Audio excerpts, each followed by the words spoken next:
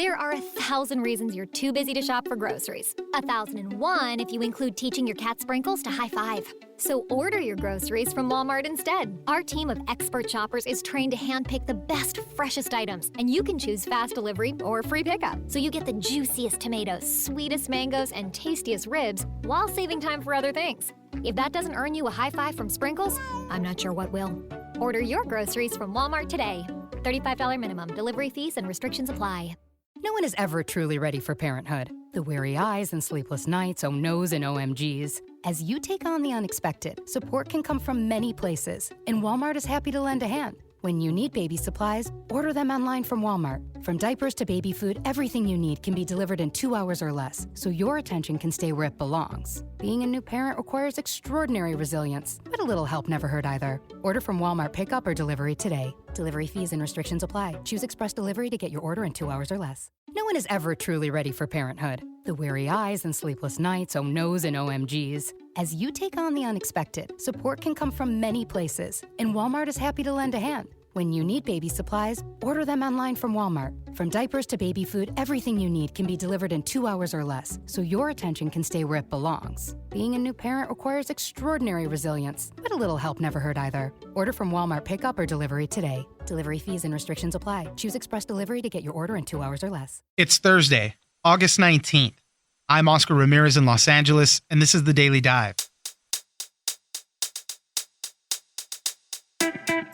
COVID booster shots are coming this fall.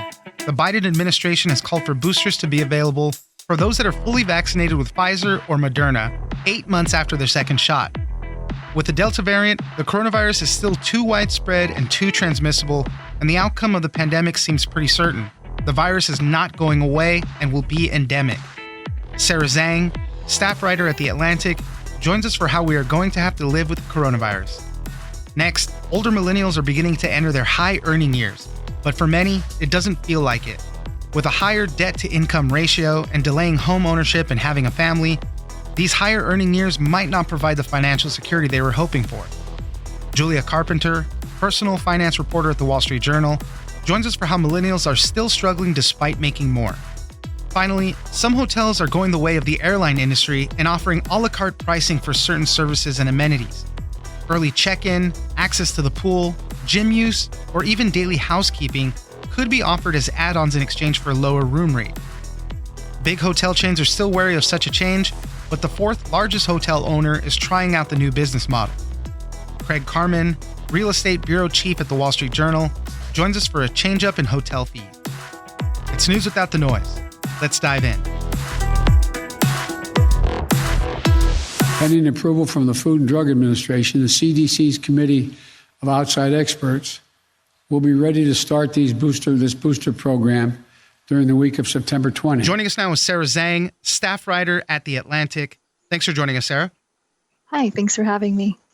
Wanted to talk about some of the latest coronavirus news. The Biden administration has called for a third COVID booster shot starting in the fall for adults who got either the Pfizer or the Moderna vaccine. So we're looking at these shots being administered 8 months after you got your second dose. This is for ages 18 and older. So they want to start this around the week of September 20th. And we've seen a lot of data showing that the effectiveness of the vaccines have kind of worn off a little bit when it comes to the Delta variant. It still protects very well against hospitalization, severe disease, and death, but the Delta variant just kind of threw everything for a loop. So what are we seeing in this, Sarah? That's exactly right. As you say, the vaccines still protect really well against hospitalizations and death, but it is pretty clear that the vaccine is not effective right now against Delta as it was when we're seeing in the clinical trials. So the rationale that is coming from the Biden administration is that we want to boost people back up to kind of a level where we feel more confident in it. And I think the other fear is that, maybe it's still protecting really well against serious disease now, but where's this going to look maybe another 6 months or 8 months from now? I think in the U.S., we certainly have the shots. In fact, we have more shots than people are willing to take them right now. But I think that's actually maybe one of the other kind of bigger picture thing missing here is that a third shot will undoubtedly help boost up the immunity of people who take it. But the first shot for someone who has not been vaccinated is going to make much, much bigger of a difference. So should we be focusing our efforts on getting first shot to more people? And I think the other big picture question is the rest of the world. So much of the world still does not have enough access to vaccines to vaccinate everyone even once. So this is really, in some ways, reflecting how we in the US are very lucky to be awash in vaccines. It would certainly help, but is it maybe the best use of a single dose of vaccine? Probably not.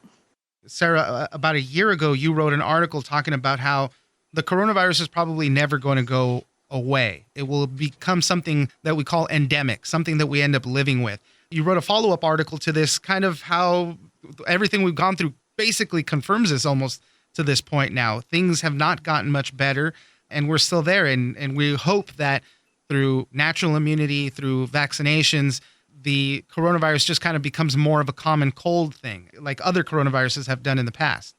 Yeah, that's right. The coronavirus is still never going away. I think that's even more clear or clearer now than it was a year ago. So I think the reason I would say that seems, even more unavoidable now is because the virus has just spread through so much of the world. And we're also seeing how it is changing, right? Like we're seeing these new variants, and with Delta, there's slightly better ability to reinfect or to cause breakthrough infections in people who are vaccinated, which is, as we were talking about, one reason the Biden administration is pushing for boosters. I think we're going through a very confusing period where things are very in flux. I wanted to kind of think about what the long term is of what living with this virus is like. And I don't think that currently confusing period is going to last forever, at least. Eventually, we'll kind of settle down to some sort of more stable, steady state where the virus kind of follows a more predictable pattern, very likely, or possibly a seasonal pattern to see with the way we see with the flu or with other coronaviruses. There are 4 other coronaviruses that cause a common cold. And we don't know if this coronavirus is going to behave exactly like the ones that already exist, but we have kind of, just as one possible benchmark for how it might look in the long term. With the common cold coronaviruses, we sort of all get them when we're a kid. We probably exposed to them before we were 2 or 3 years old. And then we always get reinfected. Immunity to coronaviruses does not last very long. But what happens is because we always get it as a kid, it's pretty mild. As we're seeing with COVID-19, when kids get it, it tends to be really mild and asymptomatic. So what tends to happen with other coronaviruses is that we get it as a kid, we get reinfected, but that's also mild because our bodies have seen it before. Maybe the virus changes a little bit, maybe your immunity also wanes, we might get reinfected again. That kind of boosts back the immunity back up for a while, and then maybe after some time you might get reinfected again. But each time, these reinfections, you're not starting from zero, so it's going to be milder than if you saw it for the first time. And if you are vaccinated or it's happening in children, that's not as serious as what's happening now with COVID-19. The problem with COVID-19 is that we're seeing a novel coronavirus in adults who have never seen this virus before, and that's what is causing all the serious illness and the death. The other component to it, as you mentioned in the article too, is the psychological transition. Once this does become endemic, something that we live with, we're going to have to think about it differently as a way that we live for it. We've been in this inflection point right now where so many people are on so many sides. We're not in agreement on what it's going to look like later, but eventually we'll kind of get there. Yeah. I think one thing that's going to just feel a little bit strange at first when we come out of this pandemic is that, in this middle of this pandemic or in this emergency, we're all trying to avoid this virus. But in the long run, as this virus becomes endemic, as it continues to circulate, we've seen how transmissible it is now. It's very unlikely that all of us, or even most of us, can avoid this virus for the rest of our lives. So we should prepare to be exposed to it at some point. And that's fine, right? If you've been vaccinated, if you've had immunity to this virus, reinfection is not going to be as bad as an initial first infection in, say, an elderly adult who's never seen the virus before. And that's just probably how it's going to be over time. Sarah Zhang, staff writer at The Atlantic, thank you very much for joining us. Oh, thank you for having me. When's the last time you ate something that truly stopped you in your tracks? If it's been too long since food has blown you away, it's time to try Jenny's ice cream. Every pint of Jenny's is an unforgettable, crave-worthy flavor that makes you feel good. Try brown butter almond brittle with a buttercream base and golden pockets of caramel and crunch. Maybe you'd like brambleberry crisp, which tastes like a fresh berry cobbler. Or if you love cake, try gooey butter cake, which is oozing with rich butterscotch sauce. From the chocolatey to the fruity and more, each flavor is made from scratch using a recipe from founder Jenny, a James Beard award-winning ice cream maker. And she doesn't cut corners when it comes to ingredients. In fact, you won't find any chemical dyes, flavorings, or off-the-shelf ice cream mixes in these pints. Find Jenny's one-of-a-kind ice creams, including more than a dozen gluten-free and dairy-free flavors, at scoop shops and grocery stores nationwide, and online at jennys.com. That's JENIS.com. Jenny's makes it better. After all that planning, it's happening. Your DIY closet renovation is finally becoming a reality. Question is, where do you put your things while you work? CubeSmart has you covered with month-to-month leases and self-storage solutions that make it easier to get organized. Online or in person, getting self-storage is convenient and fast. And because DIY renovations can easily go over budget, it's great that CubeSmart is offering up to 25% off your monthly rent. Say goodbye to before and hello to after with CubeSmart Self-Storage. Visit CubeSmart.com for more details. A young college grad gunned down while simply walking his dog. A mom, Michelle Parker, vanishes after she drops off her little twins at the babysitter. An Indianapolis mass murder leaves 6 dead. Nancy Grace here. These are just some of the cases we're investigating on Crime Stories. It's so easy to think it will never happen to you. Never to my family, right? That's not true. It does happen, and we want to help. Every day on Crime Stories, we break down the biggest breaking crime news and try to put the clues together. We speak with family members, reporters, investigators, police, and specialists. Every day is a mission. Every day, a chance to stop crime and to keep one more person safe. Join us. Listen to Crime Stories with Nancy Grace on the iHeartRadio app, Apple Podcasts, or wherever you listen to your podcasts.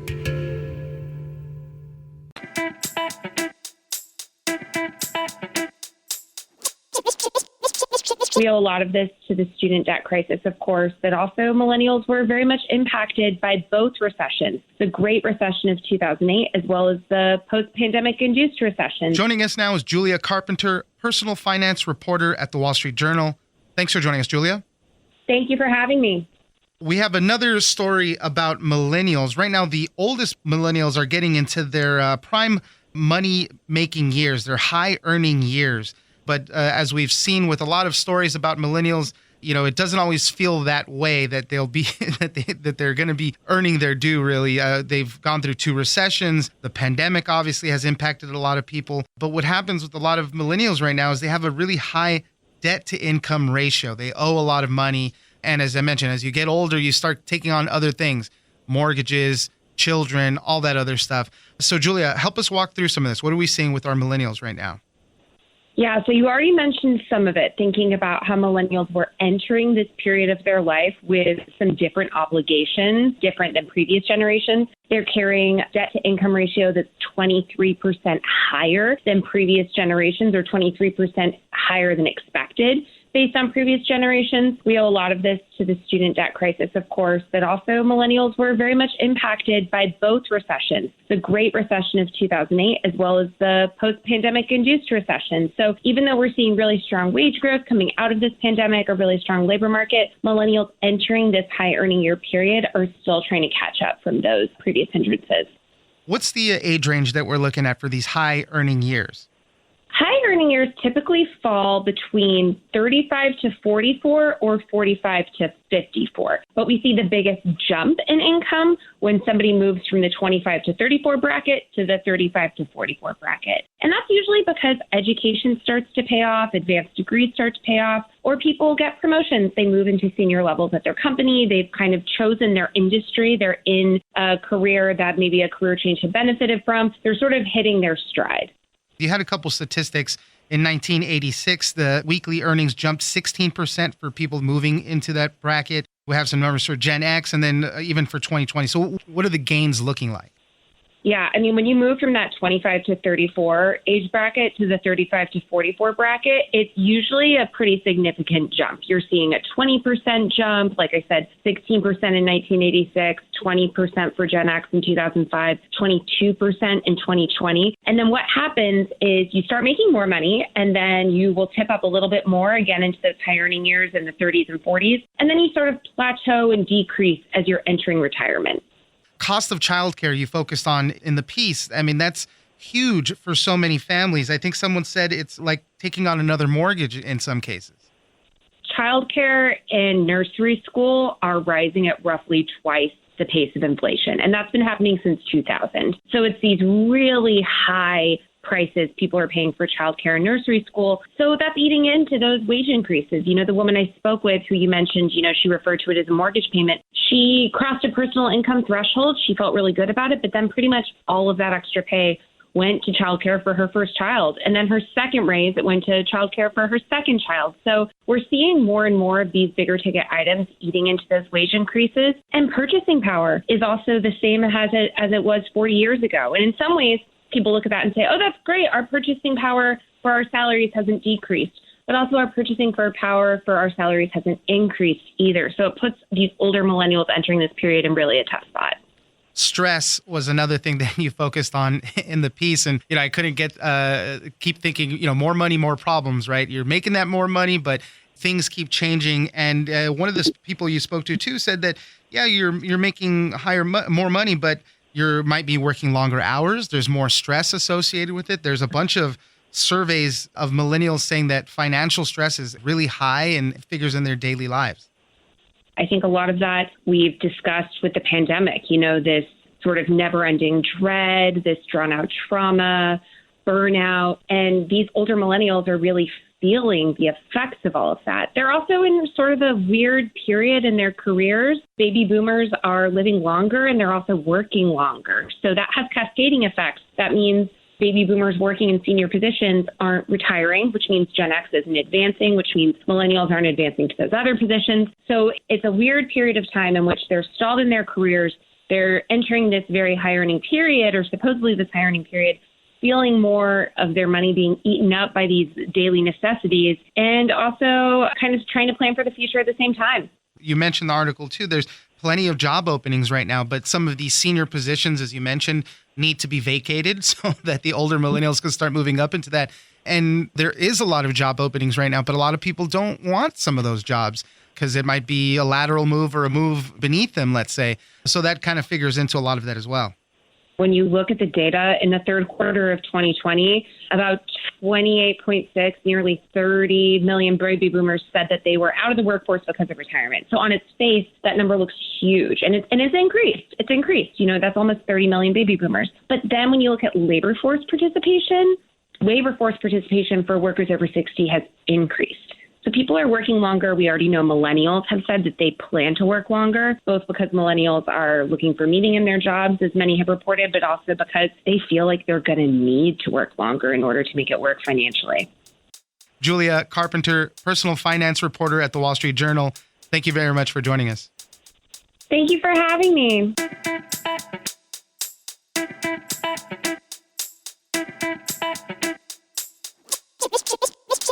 Any amenity or service is available to a customer, but at a price. So you would get a reduced room rate and basically no frills room. If you wanted, as you said, the pool, use of the gym, a late checkout, breakfast, those would all be additional costs. Joining us now is Craig Carman, Real Estate Bureau Chief at the Wall Street Journal. Thanks for joining us, Craig. Thank you for having me today. I wanted to talk about an interesting development with hotels right now. Obviously, they're still recovering from the pandemic closures. Leisure travel was down. But some of them are experimenting with this a la carte pricing for certain services and amenities. And in return, they're cutting the rates for the room, which is pretty good. So think of, I want to get early check-in. Sure, you can get early check-in. It'll cost you $20. You want to use the pool on a peak weekend day. It's going to cost you $25, something like that. So a lot of a big major hotel chain is starting to experiment with some of this. So Craig, help us walk through some of it. What are we looking at?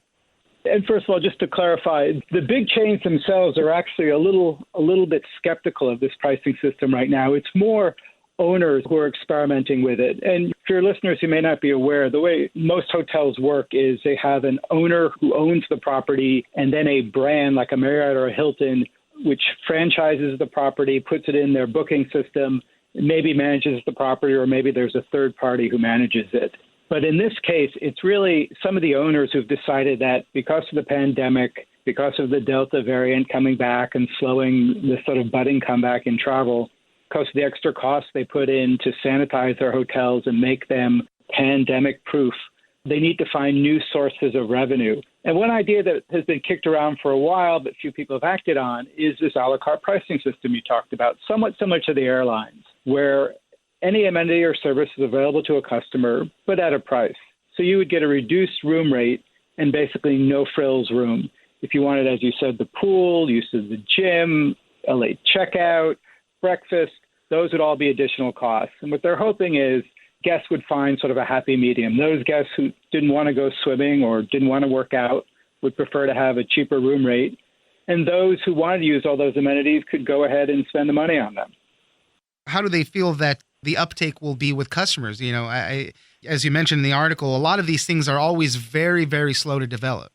One of the owners told me, not every guest wants every product, and they don't want to pay for something they're never going to use anyway. On the other hand, and I got a lot of notes from readers on this story, people don't like to pay for things that they're used to getting free of charge. And I think the burden is on the hotel owners to show that, in fact, there is a potential for savings for the guests, that they are getting a lower room rate. It's a little complicated to show because, as far as I know, the owners are not doing, here's the no-frills room with no amenities, and here's the price of the room with all the amenities. It's more that they're lowering the price so that when you're searching for it on an online travel site or going on their website, you'll notice that the price is cheaper than some of their competitors. And since most travelers, at least most leisure travelers, tend to book primarily on price, that hotel will stick out in your eye. For now, it seems like I think it's going to be a bit of an uphill climb because they do have to convince guests that this is something in which they can come out ahead and they shouldn't feel nickel and dime, but they'll actually come out saving. When the airlines tried this, they basically imposed it across the board. And even if people didn't like it, they sort of became resigned to it because they didn't have much choice. In the hotel world, there's tens of thousands of hotels out there. And if some people are charging and other people are not, the burden is on those who are going to charge additional fees to really impress upon guests that they're able to save money in the long run by getting only what they want to have at these hotels. Yeah, you kind of need that wide adoption so that it forces everybody into it. And the hotel industry has kind of dabbled with this before. You mentioned in your article too. And I remember a time, where initially a lot of places charged for Wi-Fi usage. Right now, they might be charging extra for higher speed service. And one of the things that I have noticed is housekeeping. A lot of times they tell you right away, housekeeping isn't coming unless you specifically request it. Some hotel owners are even now experimenting with saying, well, you can get housekeeping every day, but there's going to be a $5 fee. Someone was telling me he was thinking of actually refunding guests for nights if they don't request housekeeping.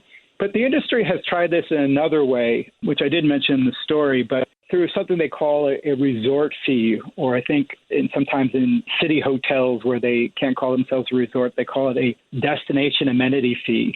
And that's usually a charge of about $25 to $50, sometimes more, that the hotel will charge per night for use of all these amenities, the pool, the gym, and so on. Now, in this case, it's something that's just attached to the bill, whether the guest wants it or not.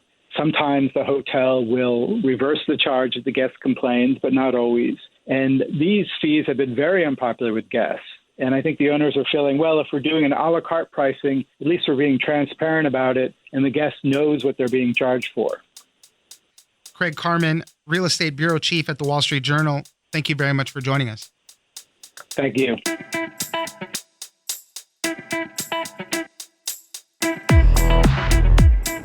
That's it for today. Join us on social media at Daily Dive Pod on both Twitter and Instagram.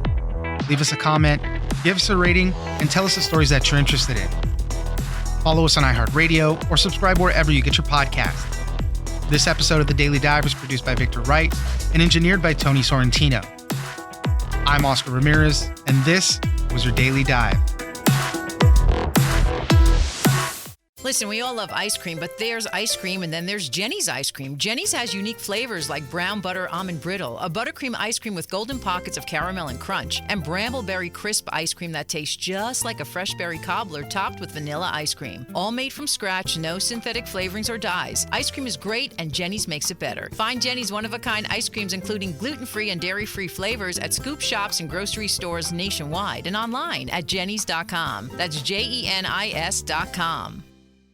Listen, we all love ice cream, but there's ice cream and then there's Jenny's ice cream. Jenny's has unique flavors like brown butter almond brittle, a buttercream ice cream with golden pockets of caramel and crunch, and brambleberry crisp ice cream that tastes just like a fresh berry cobbler topped with vanilla ice cream. All made from scratch, no synthetic flavorings or dyes. Ice cream is great and Jenny's makes it better. Find Jenny's one-of-a-kind ice creams including gluten-free and dairy-free flavors at scoop shops and grocery stores nationwide and online at jennys.com. That's JENIS.com.